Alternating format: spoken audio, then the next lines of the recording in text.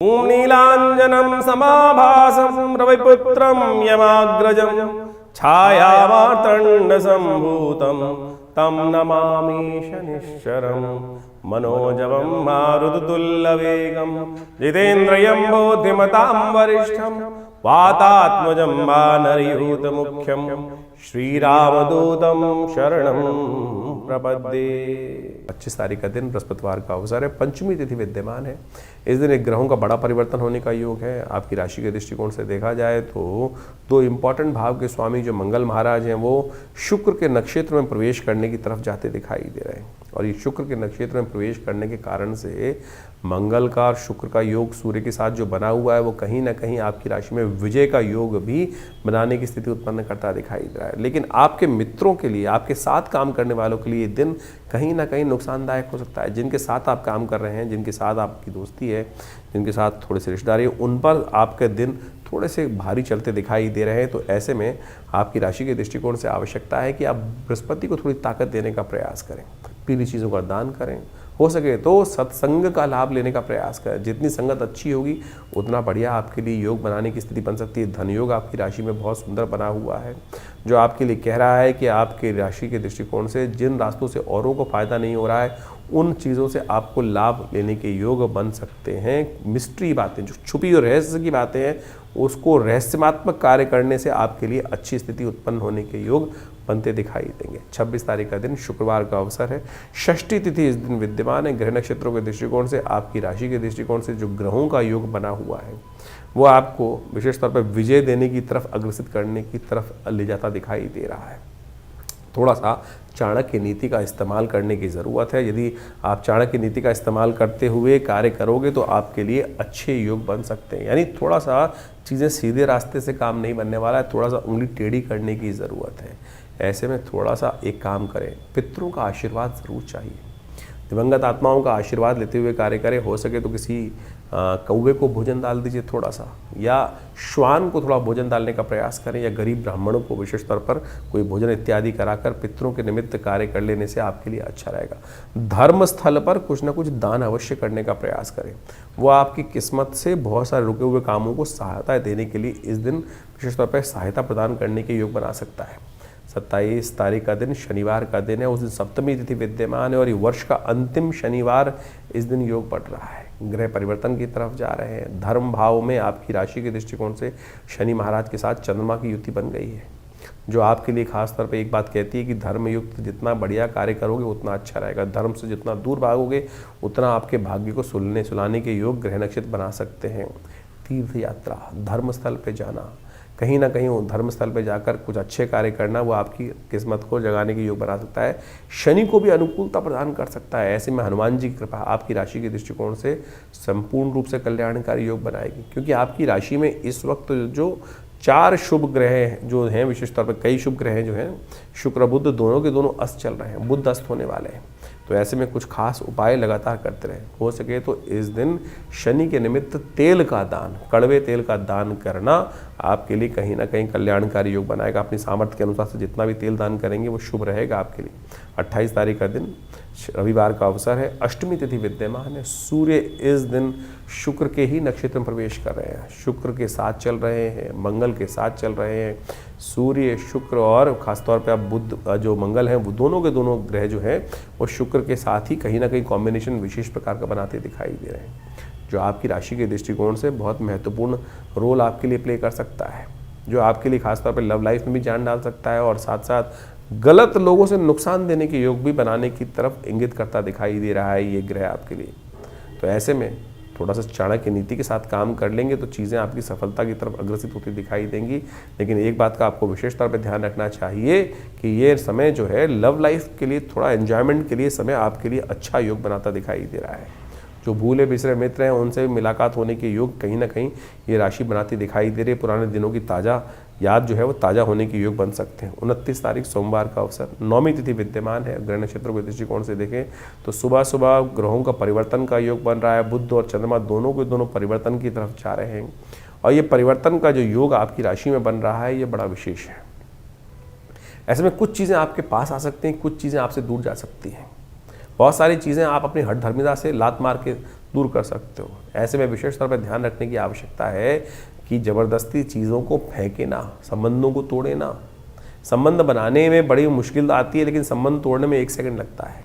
और आपका इन दिनों स्वभाव ऐसा चल रहा है कि थोड़ी सी बात हल्की सी लगी और पता नहीं मुख से क्या क्या निकल जाए, और वो सबसे आघाती जो शब्द होते हैं उनसे बचने का कोई रास्ता नहीं मिलता है। सोमवार का अवसर है, शिव का ध्यान करें, थोड़ा शांत हों, थोड़ा दूध लेकर, चावल लेकर भगवान शिव का अभिषेक करेंगे तो वो आपके लिए अच्छा रहेगा, स्वास्थ्य में भी अच्छा रास्ता देगा और जीवन में कहीं ना कहीं दुष्प्रभावों को भी ग्रहों के दूर करने का योग बनाएगा। बुध का ये परिवर्तन थोड़ा आपके लिए बने बनाए काम पर नुकसान देने के योग बना सकता है, चीज़ों को आपको छिटका के अलग कर सकता है चीज़ों को, तो ऐसे में ध्यान रखते हुए कार्य करने की ज़रूरत है।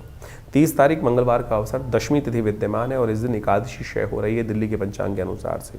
ग्रह नक्षत्रों के दृष्टिकोण से ग्रहों का योग ऐसा बन रहा है कि जितनी मेहनत उतना लाभ अवश्य मिलने के योग बन सकते हैं। ग्रह दिखा रहे हैं कि आपके लिए कोई रुका हुआ कार्य पूर्णता की तरफ जाने के योग बना सकता है, इसलिए पूर्ण निष्ठा के साथ जिस क्षेत्र में लगे हुए हैं विजय के योग भी आपकी राशि में बनते दिखाई दे रहे हैं। तो इस समय में जाते जाते जो 2 दिन बाकी हैं नए पुराने साल के, उसमें कुछ ना कुछ नया घटने के योग आपके लिए बन रहे हैं। ये जो तिथि है बहुत विशेष है, ये असंभव को संभव करने वाली तिथि है। केवल इस दिन व्रत कर लेने से, शिव भगवान विष्णु का ध्यान कर लेने से कई मनोरथ सिद्ध हो जाते हैं, कई ऐसे संताप कट जाते हैं जो किसी और तिथि में कुछ पुण्य करने से नहीं करते। रहस्य जान लीजिए।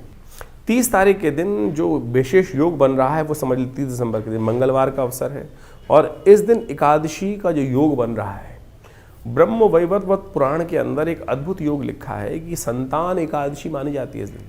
जिनके जीवन में लोग व्यक्ति उम्मीद हार जाते हैं और उसके बाद कोई रास्ता दिखता नहीं है, तो कैसे उसके जीवन में हम कष्टों को दूर करने का योग बनाए। शास्त्र में कथा आती है कि एक राजा था, उनकी कोई संतान नहीं थी।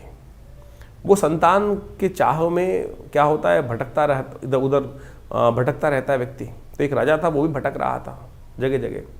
एक बार भटकते भटकते समय निकल रहा था, काफ़ी दिन हो गए थे, संतान को कोई संत महात्मा मिल जाए, उनका आशीर्वाद किसी संत के बारे में उनको बताया गया था। तो जंगल में जाते जाते उस दिन बाई चांस क्या हुआ कि सुबह से लेकर शाम तक भोजन मिला नहीं और भयावह स्थिति। जंगल में अनेक प्रकार के विभिन्न जानवर, उनकी आवाज़ें भी आए। तो राजा थोड़ा डरा भी हुआ था। तो जब डरता है व्यक्ति क्या करता है, हरि नाम का स्मरण करता है, ओम नमो भगवते वासुदेवाय, ओम नमो नारायणाय, भगवान बचाओ, ऐसी स्थिति कर रहा था। मिल तो रहे नहीं जिनके पास जाना है। तो ये कथा जो पुराण में आती है, इसी चिंतन में उपवास रखते हुए बिना कुछ खाए पिए अनायासी, कुछ खाने को मिला नहीं तो ऐसे ही भटकते भटकते शाम को संत के दर्शन हुए, कहा जाता है।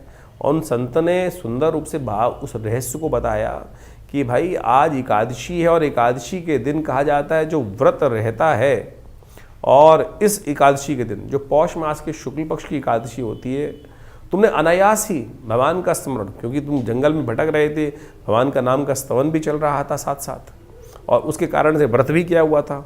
तो इस व्रत के प्रभाव से जो जिसकी आकांक्षा में तुम आए हो हमारे पास संतान की प्राप्ति के लिए, वो तुम्हारा व्रत अनायास ही हो गया।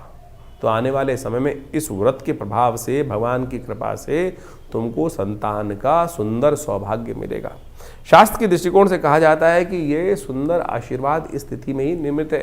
तो आपके जीवन में यदि कोई आकांक्षा है, संतान की आकांक्षा है, या जिससे आप हिम्मत हार चुके हैं, चीज़ें वो हो नहीं रही हैं, इस दिन व्रत करते हुए भगवान के नाम का स्तवन किया जाए और भगवान की कृपा से अद्भुत रूप से मनोरथ सिद्ध होने के योग बन जाते हैं। ये कथाएं शास्त्र में हैं, हम इनको टेस्टिमनीज की तौर पर देखना चाहिए और इस ग्रहों गणनाओं के अनुसार से साफ साफ दिखाई देता है। हमने विवेकानंद योगाश्रम में इस दिन सुंदर कार्य भी किया है।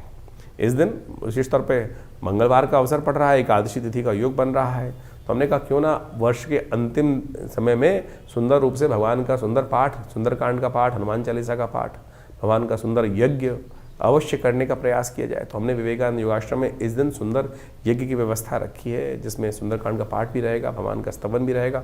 आप सब लोग सादर आमंत्रित हैं उस समय में भाग लेकर स्वयं रूप से अपने नाम से आरक्षित करके भगवान की कृपा से सुंदर योग बना सकते हैं। तो आप सब सादर आमंत्रित हैं इस कार्यक्रम में भाग लेने के लिए। तो कर्क राशि वालों, 31 तारीख का भविष्य, वर्ष के अंतिम दिन का जो राशिफल है वो भी जान लीजिए। बुधवार का दिन है, इस दिन द्वादशी तिथि विद्यमान है। चंद्रमा उच्च के हो गए हैं लेकिन बुध अस्त हो गए हैं। ये दोनों ग्रह आपके लिए अनुकूल हैं। दोनों ग्रहों का परिवर्तन आपके लिए बहुत अनुकूल दिखाई देता है।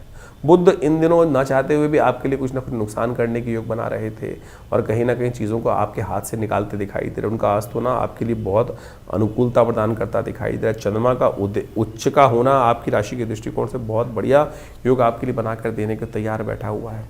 ऐसे में ये ग्रहों का जो प्रभाव है वो समझ लीजिए, नया वर्ष आरंभ हुआ चाहता है और यह नया वर्ष बहुत सारी उम्मीदों को लेकर आ रहा है। हमने इसके संबंध में पूरा एक अलग से राशिफल आपके लिए बनाया है, उनको अच्छे से समझ लीजिए। चीज़ें आपके लिए बहुत बढ़िया तरीके से घटने को तैयार है और ये तिथि भी बहुत विशेष है। तो जाता हुआ वर्ष ये जो प्रतिष्ठा द्वादशी का दिन लेकर आया है, इसका पुण्य कमाने का अवसर है, गौरवान्वित होने का दिन है ये, इसका रहस्य जान लीजिए। 31 दिसंबर को इस बार बड़ा सौभाग्य का योग बन रहा है, प्रतिष्ठा द्वादशी बन रही है इस बार।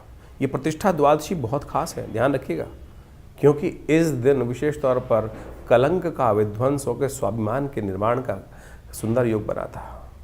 भगवान राम के मंदिर का जो सुंदर सपना लेकर हम वर्षों से चल रहे थे, इसी तिथि के दिन आज से 2 वर्ष पहले सबकी कृपा से, सब लोगों के अदम्य उत्साह के कारण से राम मंदिर का निर्माण हुआ। तो हमने एक विशेष कार्यक्रम हमने विवेकानंद योगाश्रम में रखा है।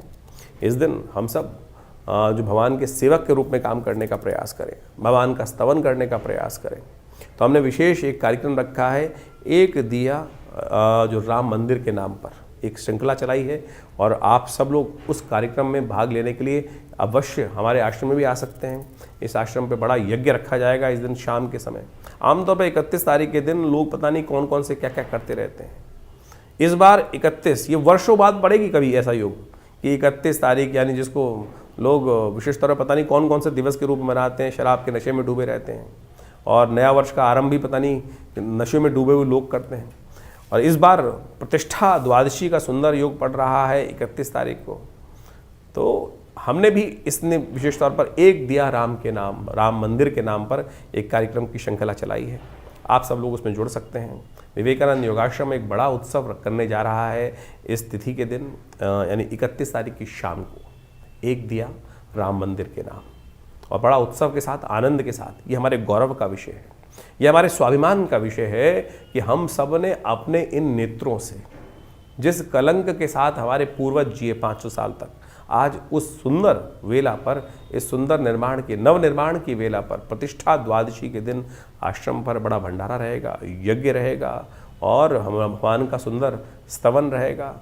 तो ये कार्यक्रम शाम को 6 बजे से आरंभ होकर रात्रि में चलेगा अच्छे लंबे समय तक।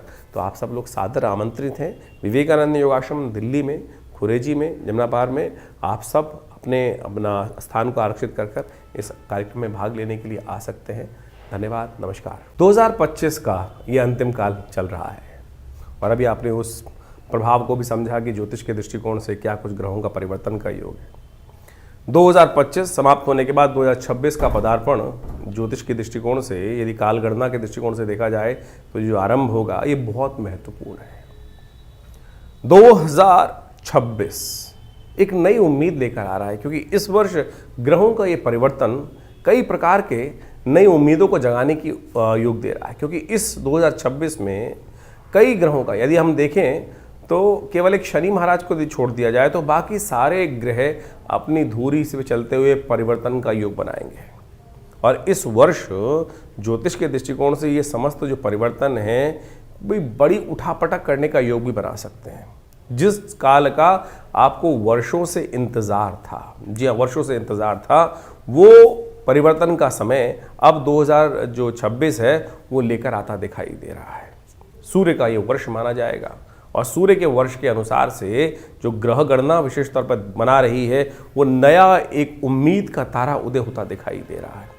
और इसके प्रभाव से इस संसार में महत्वपूर्ण लोग अपने आप को चमकाने के लिए किसी भी प्रकार से ये न कि न प्रकारेण बहुत सारी चीज़ों को आगे बढ़ाने की स्थिति उत्पन्न करेंगे। इस वर्ष बृहस्पति जो 26 में देखें तो बृहस्पति महाराज अपने उच्च की राशि पर पूरा प्रभाव उत्पन्न करने की योग बनाएंगे और इसका प्रभाव बहुत सारी राशियों पर अनेक अनेक चीज़ों को देखने को मिलता दिखाई देगा। इसका प्रभाव यदि हम सही रूप से समझ लें और अपनी राशि के दृष्टिकोण से जो हमने आपको बताया है उसके अनुसार से यदि कार्य करने का हम प्रयास कर लें। देखिए, ज्योतिष के दृष्टिकोण से बात को हमें समझना चाहिए कि समय तो जो चल रहा है वो एक जैसे ही चल रहा है सबके लिए, लेकिन कई लोग हैं जो बुद्धिमानी के दृष्टिकोण से उस समय का लाभ उठाते हुए, उस समय को पहचानते हुए, उस समय के अनुसार से कार्य कर कर उस हवाओं के साथ बहते हुए पता नहीं कहाँ से कहाँ निकल जाते हैं, और कुछ अपने कर्म को हवाओं के विपरीत करने का प्रयास करते हैं, और वो कई बार बहुत ज़्यादा अधिक परिश्रम करने के बावजूद भी सफल नहीं हो पा रहे हैं। तो समझ लेना चाहिए कि समय के विपरीत चल रहे हैं।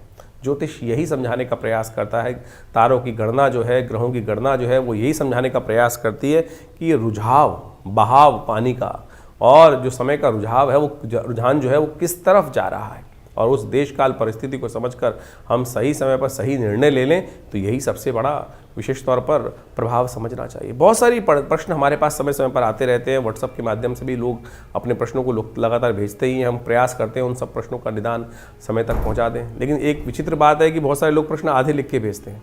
जब तक आप प्रश्न पूरा लिख के नहीं भेजेंगे तो जवाब कैसे दिया जाएगा। उसके साथ साथ भी बहुत सारी कालगणना ऐसी होती है कि जो राशि के दृष्टिकोण से, हम गोचर के दृष्टिकोण से ही हम यहाँ बता सकते हैं, लेकिन अगर गोचर के दृष्टिकोण से, जैसा हमने आपके समय बताया कि बिल्कुल अच्छा चल रहा है, लेकिन आपके साथ वो उसके उल्टा हो रहा है, तो समझ लीजिए कहीं ना कहीं ग्रह गोचर की गणना जो है वो आपकी दशा, महादशा या आपकी कुंडली में जो इंटरनल समस्याएं हैं वो आपके जीवन में कुछ भयावह स्थिति उत्पन्न करती दिखाई दे रही हैं।